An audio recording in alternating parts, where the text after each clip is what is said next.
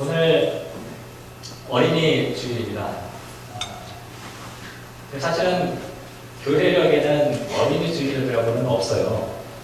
근데 이제 이게 한국적인 어떤 풍습과 문화인데요.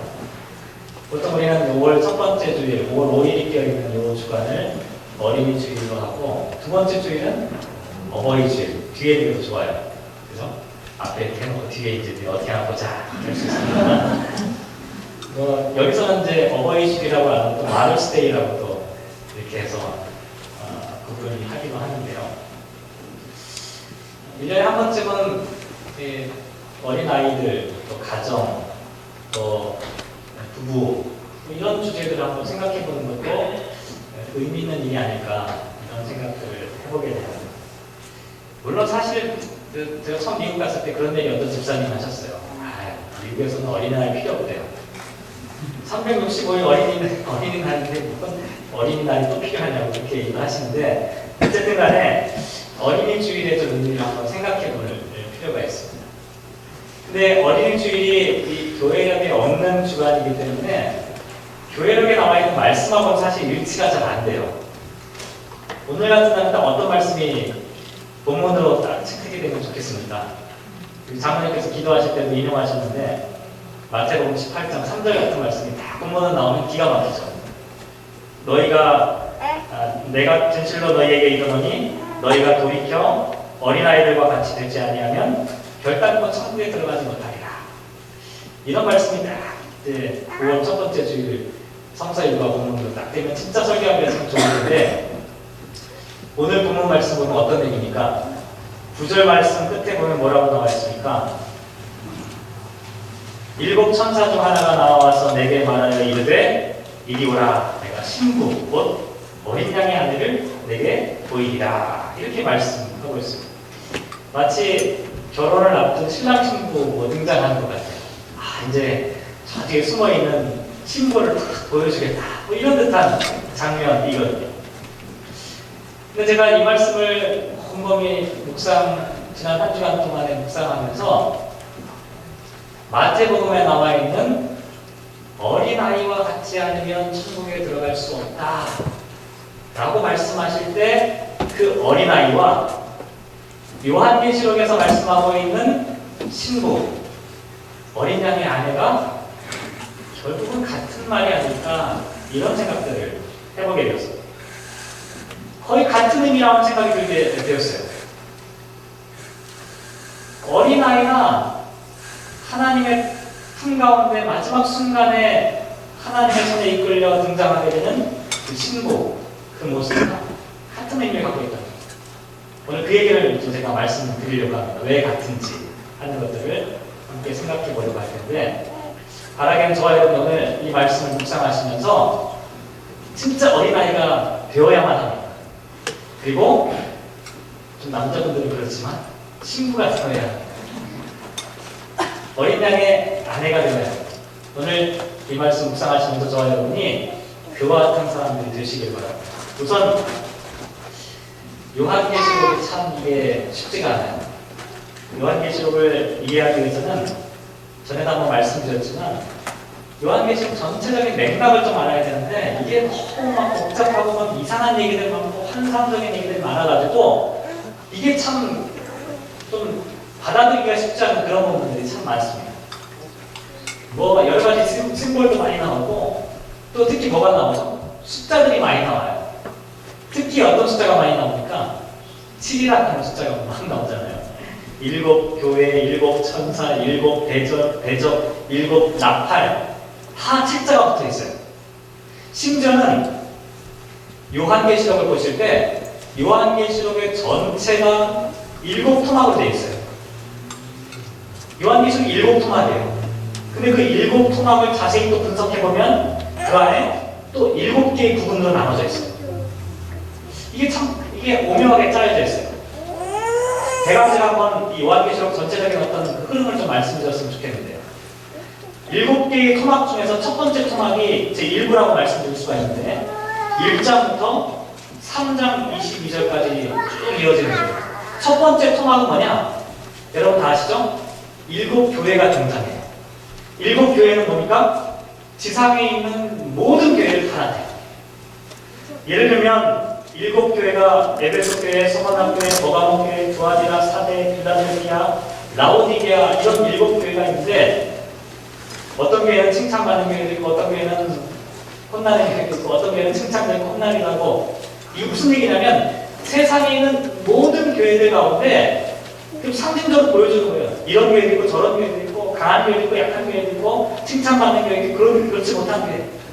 세상에는 모든 교회들, 이 교회들을 향해서 지금 사도 요한이 예언의 말씀을 선포하는 것이다. 이런 의미에서 제1부는 그 수신자 대상이 7교회로 등장을 하게 됩니다. 2부로 넘어가게 되면 2부는 4장부터 8장 1절까지 되어요. 2부에는 어떤 내용이 나오냐면 인류의 역사에 대한 이야기를 요약해서 설명을 하고 있어요. 하나님께서 역사를 운행하신다. 하나님께서 역사를 어떻게 움직여 나가셨냐라고 하는 것을 말씀하기 위해서 2부가 나와 있어요. 그러니까 1부는 뭐예요? 하나님의 교회의 모습.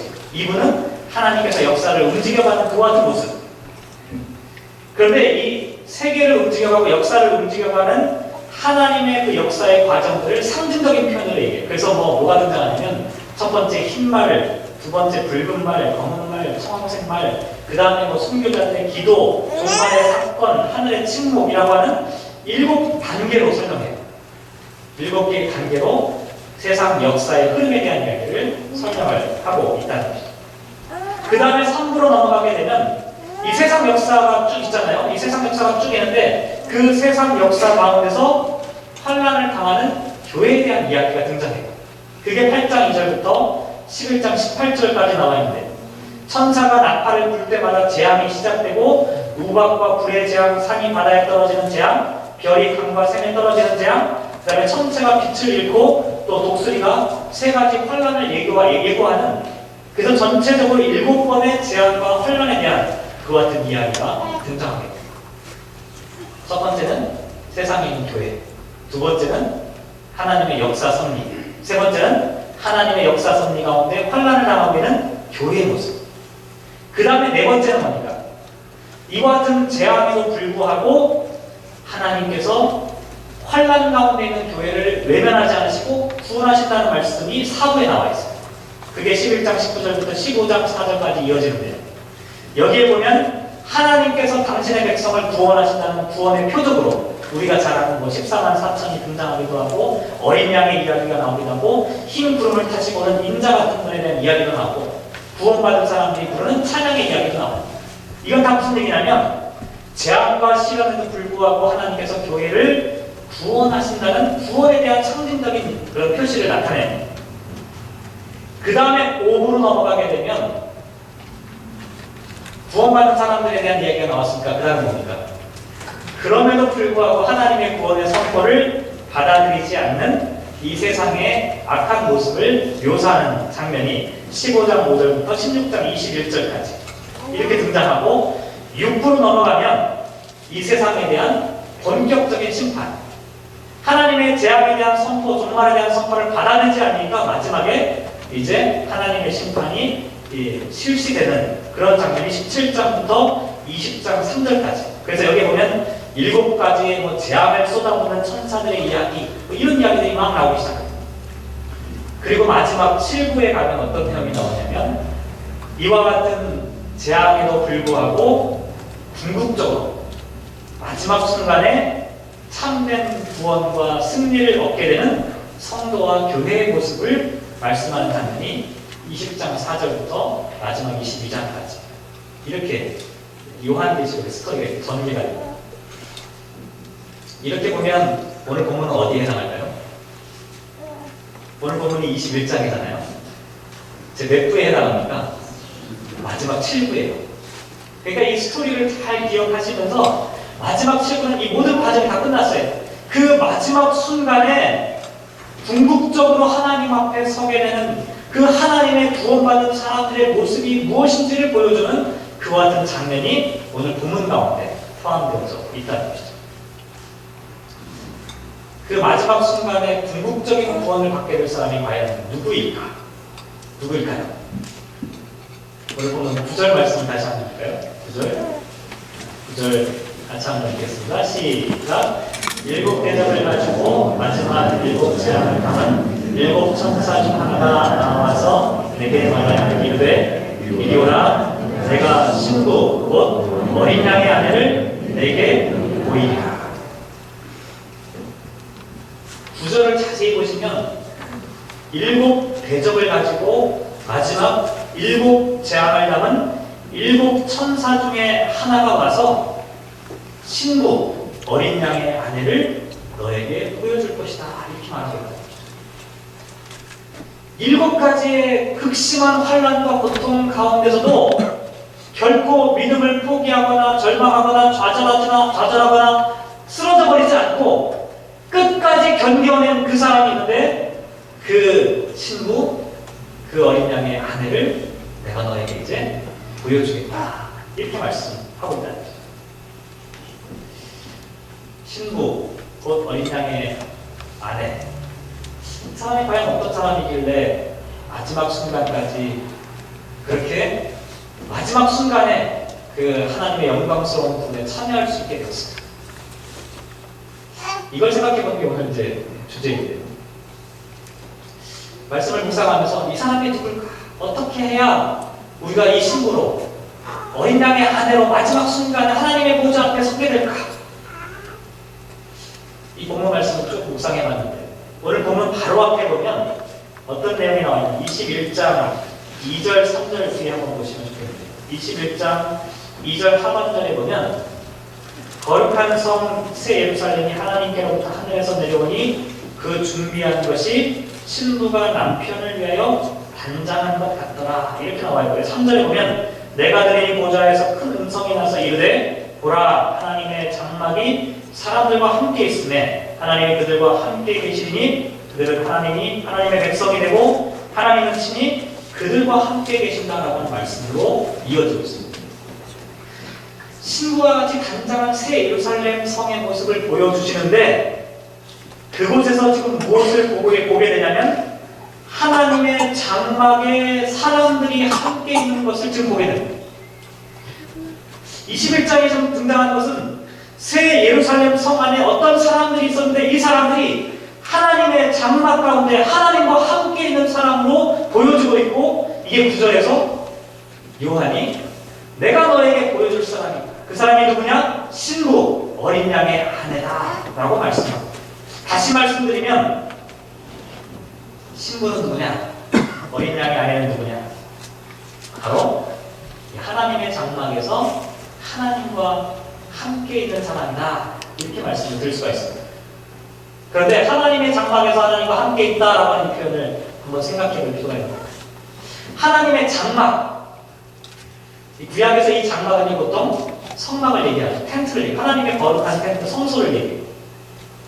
그런데 묘하게도 신약으로 넘어오면서 이 하나님의 장막이라고 하는 이 단어를 요한복음 1장 14절 말씀 가운데 어떻게 기록하고 있냐면 말씀이 육신이 되어 우리 가운데 거하심에 라고 할 때 거한다라고 하는 단어를 이 장막이라고 하는 단어와 같은 단어로 사용합니다. 다시 말씀드리면 하나님의 장막에서 하나님과 함께하고 있는 사람이 누구냐? 그 사람은 말씀이 육신이 되어 우리 가운데 함께 장막을 치시고 거하시는 그 예수님과 함께 동행하는 사람이다 이렇게 말씀을 드릴 수가 있다. 장막과 거하시는 예수님 그리고 또 하나님의 장막. 이 하나님의 장막 가운데 있는 사람은 극심한 시련과 환난에도 불구하고 믿음을 포기하지 않고 하나님의 그 장막과 품을 떠나지 않고 신실한 신앙으로 하나님을 섬기고 사랑했던 그 사람, 그리스도에 대한 신앙의 절개를 끝까지 지켜냈던 그 사람들이다 이렇게 말씀을 드릴 수가 있다. 이렇게 말씀을 묵상해 보니까요, 제가 조금 전에 말씀드렸던 마태복음 18장 3절에 나와 있는 너희가 돌이켜 어린아이들과 같이 되지 아니하면 결단코 천국에 들어가지 못한다는 말씀이 서로 연결되고 있다 이런 생각이 들었습니다. 왜냐하면 제가 전에도 한번 이 부분 갖고 말씀드린 적이 있는데 여기 나와 있는 어린아이라고 하는 단어가 파이디온인데요. 이게 용례가 여러 가지가 있어요. 약간 중고등학교 청소년기 아이를 가리키기도 하고 여러 가지 이 어떤 계층을 가리키는데요. 그 본문에서는 특히 어떤 의미로 사용되었냐면 어린 아기라고 하는 이 표현이 갓난아기라고 하는 의미로 사용되어졌어요. 다시 말씀드리면 갓난아기는 어떤 존재입니까? 엄마의 품에 의지하지 않고서는 생존할 수 없는 상태를 얘기하는 거예요. 어린아이와 같이 되어야 한다는 얘기는요, 어린아이와 같이 철이 없어야 된다든지, 어린아이와 같이 자기 주장을 해야 된다든지, 어린아이와 같이 고집을 세워야 한다든지, 어린아이와 같이 그렇게 무절제해야 된다는, 아직 미성숙한 상태를 가리키는 게 아니라 거기에서 말씀하신 어린아이와 같이 되어야 한다는 그 의미는 철저하게 부모님의 품에 의지할 수밖에 없는, 다른 것을 의존할 수가 없어요. 오직 부모님의 품에 의지하여서 부모님께만 의존되어 있는 그 상태. 천국은 바로 이런 사람만이 갈 수 있다는 것을 말씀해주고 있다. 그런 면에서 마태복음 18장과 마태복음 19장에 있는 이야기, 마태복음 19장에 보면 또 어떤 얘기 나오냐면, 여러분 아마 들어보셨을 텐데 부자 청년의 비유가 등장합니다. 마태복음 18장에서는 어린 아이와 같이 되지 아니하면 천국에 들어가지 못한다는 말씀을 하시고 19장으로 넘어가면 부자 청년의 비유가 등장합니다. 나를 따르라, 내가 갖고 있는 소유를 다 팔아서 나를 쫓으라, 이렇게 했을 때 그 부자 청년이 근심하며 돌아갔어요. 왜냐하면 자기가 의존하고 있는 것들이 너무나 많이 있었기 때문에. 이게 극명하게 대조되는 거예요. 오직 엄마 품에서 엄마만을 의지하는 그 어린아기의 그 순전하고 절대적인 그 믿음의 상태와 부자 청년의 비유, 가진 것이 너무 많아서 하나님보다 의존할 것이 더 많았던 그 사람. 한 사람은 하나님 나라의 천국의 주인공이라고 말씀하셨고, 한 청년은 근심하며 돌아간다, 이렇게 말씀합니다. 천국은 하나님을 절대적으로 의존하는 사람들만이 들어갈 수 있는 공동체라고 하는 사실을 보여주고 있다. 신부는 바로 그 같은 모습에 따라 어린 양의 아내라고 하는 하나님의 장막 가운데서 오직 하나님만을 의존할 수밖에 없는, 하나님만을 신뢰할 수밖에 없었던 그 사람들이 마지막 순간에 남아 하나님 앞에 영광 돌리는, 영광의 찬양을 돌리는 모습이 바로 21장의 말씀이라고 합니다. 제가 이 말씀을 묵상을 하는데요, 어떤 생각이 갑자기 들었는데 약간 좀 생뚱맞기는 해요. 왜냐면 신부 그러니까 제가 옛날 결혼할 때 제 아내 신부, 그죠? 그 모습도 생각나기도 하고, 신부하면 뭔가 막 신비스럽고 막 이런 게 느껴지지 않으시나요? 근데 갑자기 어떤 단어가 제 머릿속을 스치고 지나가냐면, 여러분 혹시 들어보셨는지 모르겠는데 사진 신부라고 하는 단어가 갑자기 제 머릿속에 막 치고 지나가요. 혹시 들어보셨나요? 사진 신부. 이민 생활하시는 분들은요, 이런 단어는 꼭 기억하셔야 돼요. 이민의 역사가 담겨있는 거예요. 사진 신부. 픽처 브라이드라고 하는 단어예요. 특별히 북미주의 이민을 시작했던 중국 사람들과 일본 사람들과 한국 사람들에게 공통적으로 나타났던 현상을 얘기해요. 사진 신부. 한국의 경우만을 좀 말씀을 드리면 1902년에 여러분 다 아시는 대로 최초의 이민자들이 어디로 가죠? 하와이의 사탕수수 밭으로 들어가게 됩니다. 처음 온 사람들이 121명이었어요. 이 사람들이 거의 대부분이 감리교 교인들이었어요. 1902년부터 시작된 이 사탕수수밭 농장으로 건너왔던 이 사람들이 1905년까지 무려 7,200명 정도가 되었어요. 많은 사람들이 한국 나왔죠. 왜 사탕수수밭에 가게 되었을까요? 사탕수수가 달고 맛있어서가 아니라 값싼 노동력을 공급할 수 있는 그 대상으로 아시아를 찾은 거예요. 그래서 아시아에 있는 사람들을 사탕수수밭에 불러다가 일을 시키기 시작했는데요. 거의 노예처럼 일을 시작했어요. 새벽 4시부터 밤 9시까지 그렇게 일을 했다고 하는데요. 문제는 뭐냐면 1902년부터 1905년까지 7,000명이 넘는 사람들이 사탕수수밭에 왔는데 이때 온 사람들이 어떤 사람들이냐면 전부 다 젊은 청장년이다.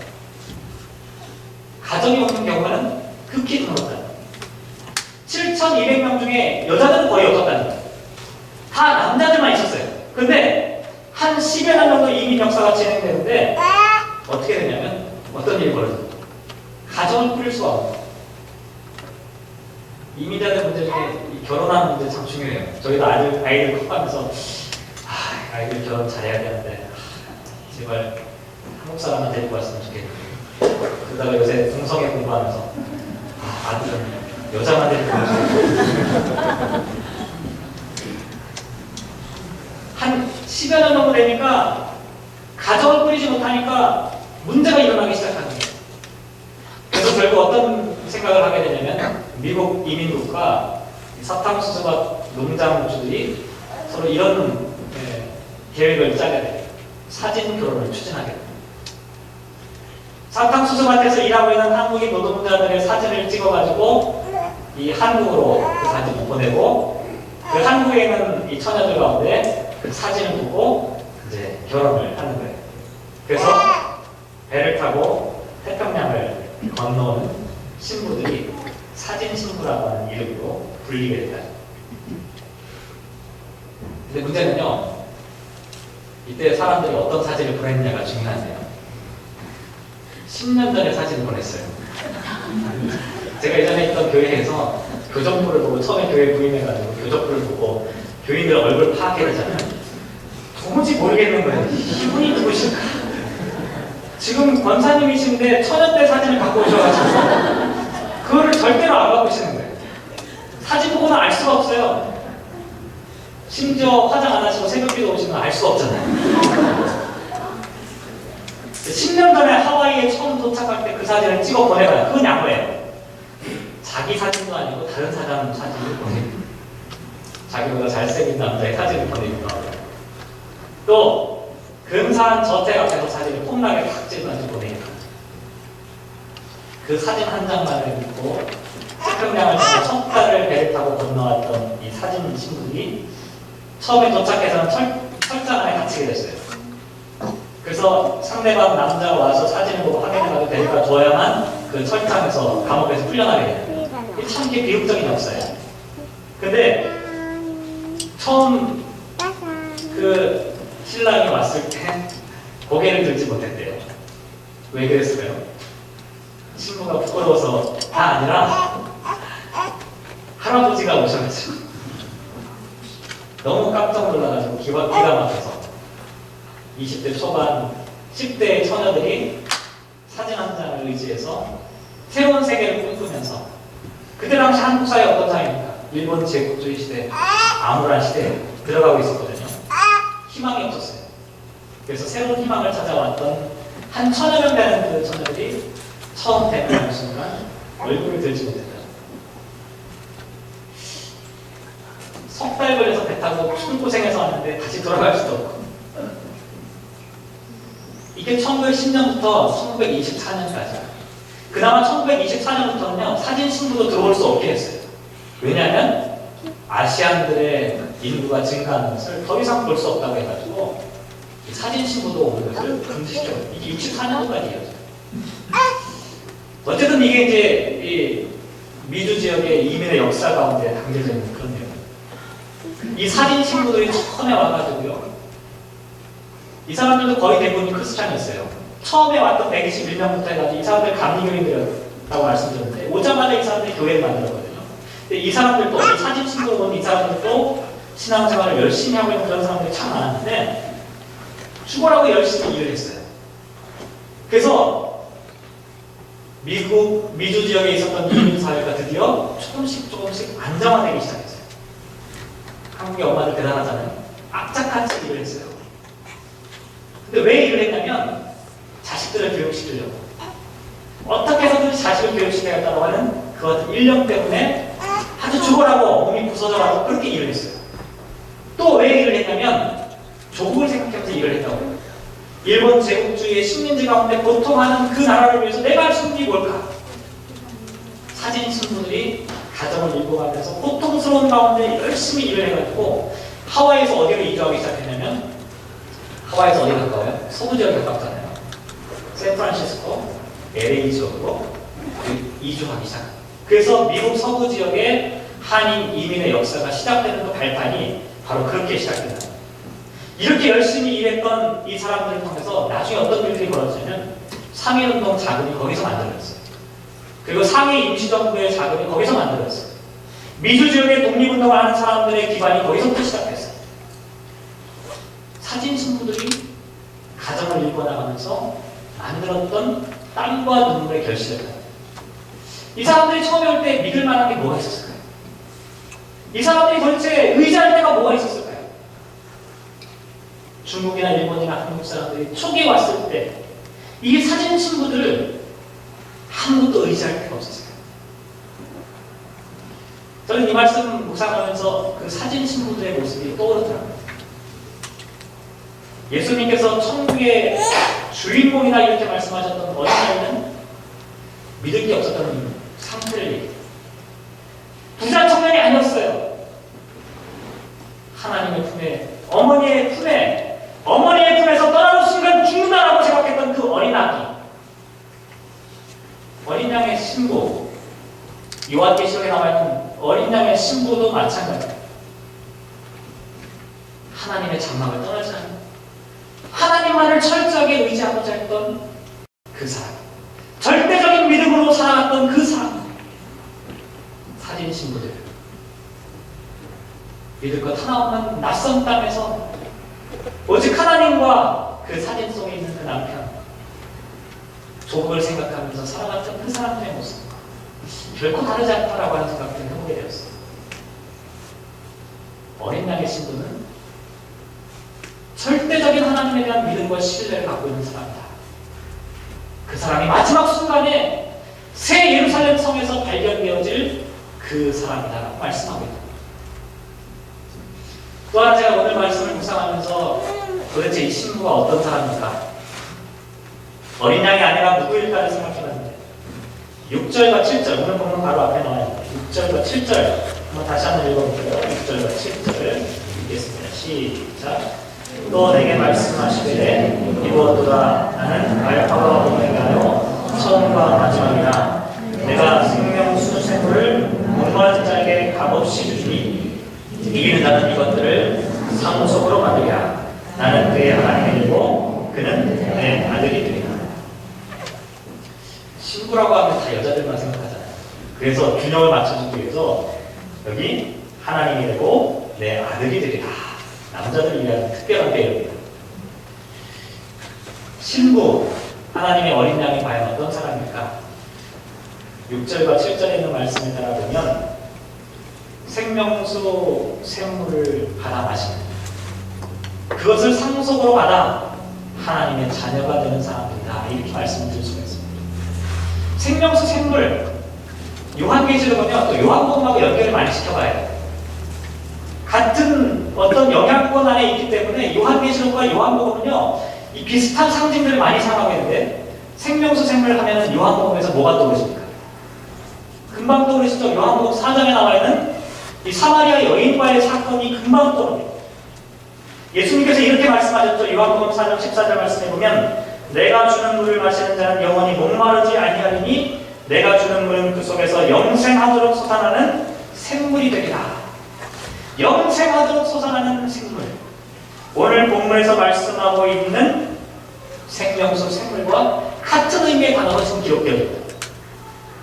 예수님께서 사마리아 여인에게 영원히 목마르지 않은 샘물을 주겠다고 말씀하시니까 이 여인이 뭐라고 합니까?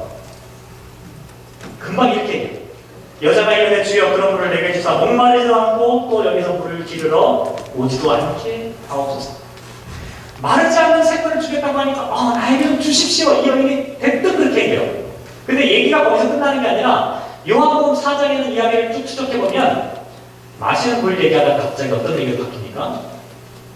이 여자가 어떤 질문을 하냐면 어디서 예배를 드리면 좋겠습니까? 라고 하는 이야기가 갑자기 이야기가 전환돼요. 마르지 않는 샘물을 얘기하다가 어디서 예배 드리는 것이 좋습니까? 사마리아입니까? 예루살렘입니까? 이렇게 질문하니까 예수님께서 뭐라고 대답하시냐면 요한복음 4장 24절에 하나님은 영이시니 예배하는 자가 영과 진리로 예배할지니라 라고 말씀하셔요. 참 묘하죠? 생명수 샘물 영원히 목마르지 않게 해주겠다.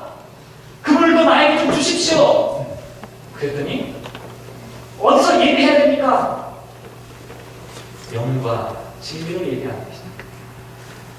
다시 말씀드리면 예수님께서 말씀하신 영생하도록 솟아나는 샘물은 하나님께 영과 진리로 드리는 예배를 통해서 얻어지는 하나님의 축복의 선물이라고 하는 것을 말씀하고 있다는 것입니다. 오늘 본문 말씀과 이것을 한번 연관시켜보면 하나님의 자녀가 되어 생명수 샘물을 값없이 받는 이와 같은 사람이 바로 하나님의 신부 어린 양의 아내라고 하는 것을 말씀하고 있다. 마지막 순간까지 고통스러운 환란의 시대를 견뎌내고 이겨내고 마지막 순간에 새 예루살렘 성에 우뚝 서게 될 그 어린 양의 신부, 그 사람의 모습이 누구냐? 영과 진리로 하나님 앞에 온전하게 드리는 예배를 살아가는 그 어떤 사람이라고 하는 것을 말씀하고 있다. 하나님 앞에 진실한 예배를 드릴 수 있는 사람, 하나님 앞에 참는 예배를 드리면서 그 고통의 시간을 견뎌내는 그 사람이야말로 마지막 때에 하나님 앞에 서게 되는 어린 양의 아내, 신부로 살아가는 사람의 모습이라고 말씀하고 있다. 우리의 예배가 중요한 까닭이 여기 있습니다. 우리의 예배가 형식적인 예배가 아니라 참으로 영광 진리로 드러나는 예배가 있는 까닭이 여기 있습니다.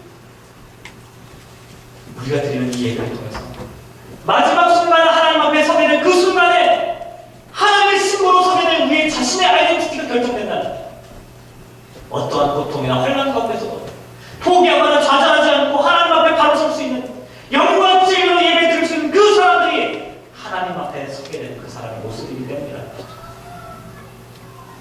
마지막으로 한 가지만 더 생각해 볼 텐데 세 번째가 제일 중요한 것 같아요. 제가 말씀을 묵상하면서 10절 말씀 한번 같이 한번 보실래요? 10절 말씀 같이 한번 읽어보시죠. 시작. 성령으로 나를 데리고 모든 사람들과 하나님께로부터 하늘에서 내려오는 거룩한 성 예루살렘을 아까 우리 찬양대가 거룩한 성 예루살렘에 대한 찬양을 했잖아요. 그 장면이 이 장면이 그래서 아마 이진환 대표님 그렇게 곡을 선곡하셨습니다. 제가 미루어진 않겠는데 성령님께서 하늘에서 내려오는 거룩한 성 예루살렘을 지금 보여주셨다. 그 다음에 나와 있는 얘기 11절, 12절 계속 이어지는 내용은 뭐냐면 거룩한 성 예루살렘의 크기나 모양이나 뭐 성곽에 보면 새겨진 그 이름들이나 동서남북으로 나 있는 그 문들 또 수많은 보석들에 대한 이야기가 막 나와 있어요. 새 예루살렘 성의 모습. 근데요 이것보다 더 중요한 게 뭐냐면 그 다음 22절에 나와 있어요. 22절 같이 한번 읽어주세요. 22절 시작. 성 안에서 내가 성전을 보지 못하였으니 이는 주 하나님 곧 전능하신 이와 및 어린 양이 그 성전이십니다.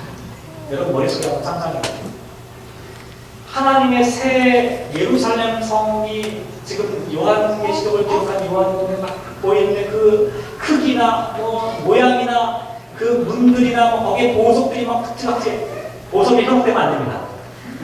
보석이 중요한 게 하여간 화려하고 엄청난 그 장면을 보여주셨는데 예루살렘 성에 마땅히 있어야 될 성전이 보이지 않는다. 이게 중요한 사실입니다.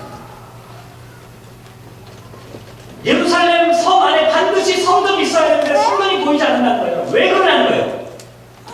뭐라고 말씀하고 있습니까? 하나님 곧 전능하신 이와 어린 양이 그 성전이시기 때문입니다. 하나님과 예수님께서 성전이시기 때문에 눈에 보이는 형식적이고 건축물로서의 성전은 예루살렘 성 안에 존재하지 않는다라고 말씀합니다. 제가 이 말씀을 묵상하면서 새 예루살렘 성 안에 그러면 아무것도 없다는 얘기일까? 뭐가 있다는 것일까? 하나님을 사람처럼 볼 수 있다는 것일까? 예수님이 다시 그 자리에 탁 나타나셔서 성전, 이런 건축물로서의 성전이 아니라 예수님이 다시 다 이것을 말씀하신 거예요. 그게 아니라 예루살렘 성 안에는 건축물로서의 성전은 사라져버리고 없어졌지만 그 안에는 누가 있냐면 신부, 어린 양의 아내가 있다. 저는 이게 매우 중요한 사실이라고 생각합니다. 우리가 비록 모든의 처치 빌렸어가지고 불편하지만 불행하지 않아요. 불편하지만 불행하지 않아요. 왜냐하면 새 예루살렘 성 안에는 외형적인 의미에서의 성전은 보이지 않기 때문입니다. 새 예루살렘 성에서 발견되어지는 성전은 뭐냐면 하나님, 예수 그리스도, 성령님을 가슴속에 모시고 있는 살아 움직이는 그와 같은 성전들을 그곳에서 만나게 될 것이다 라고 말씀하고 있다는 거죠. 우리가 잘 아는 대로 고린도전서 3장 16절과 17절 말씀 보면 이렇게 말씀하고 있습니다. 너희는 너희가 하나님의 성전인 것과 하나님의 성령이 너희 안에 계신 것을 알지 못하느냐? 누구든지 하나님의 성전을 더럽히면 하나님이 그 사람을 멸하시리라. 하나님의 성전은 거룩하니 너희도 그러하니. 너희가 하나님의 성전인 것을 알지 못하느냐? 하나님의 성령이 너희 안에 계시면 그 사람이 바로 하나님의 성전이다라고 말씀하고 있다. 다시 말씀드리면 새 예루살렘 성에는 건물로서의 성전은 보이지 않지만 하나님의 성령을 가슴속에 모시고 있는, 하나님을 가슴속에 담고 있는, 하나님을 철저하게 의존하고 있는, 예수 그리스도를 철저하게 신뢰하고 있는 하나님의 백성들, 곧 하나님의 새로운 성전들이 그 가운데 세워져 있다라고 하는 것을 우리에게 말씀해 주고 있다. 하나님의 신부, 어린 양의 아내, 마지막 궁극적 구원의 순간에 새 예루살렘 성 가운데서 우리가 보게 된 이와 같은 모습이 바로 이런 찬양이라고 우리에게 말씀하고 있습니다. 말씀을 마무리하겠습니다. 오늘 부활절 6번째 주일이에요. 예수님께서 부활하시고 난 다음에 6번째 주일. 부활하신 주님을 만난 사람은 과연 누굴까요? 부활하신 주님을 통해서 부활의 능력을 경험한 사람은 누굴까요? 바로 이 사람입니다. 신부예요. 어린 양의 아내예요. 마지막 순간에 새 예루살렘 성에서 발견되어진 그 사람이 바로 부활하신 예수님을 만난 사람이고 부활하신 예수님의 능력을 힘입은 사람, 그리고 엄마 품에 안겨있는 어린아이, 하나님만을 철저하게 신뢰하는 그 어린아이, 생명수 생물을 마음껏 마시며 영과 진리로 예배드리며 넘치는 은혜 가운데 살아가는 그 사람, 마지막 새 예루살렘 성에서 발견된 그 사람의 모습이라는 것이죠. 사랑하는 성도 여러분, 부활절 6번째 주일, 어린이 주일, 간절히 바라기는 저와 여러분이 신부로, 어린 양의 아내로, 어린 아기로 하나님 나라에서 발견되어질 그 사람으로 살아가시기를 주님의 이름으로 기원합니다. 기도하겠습니다.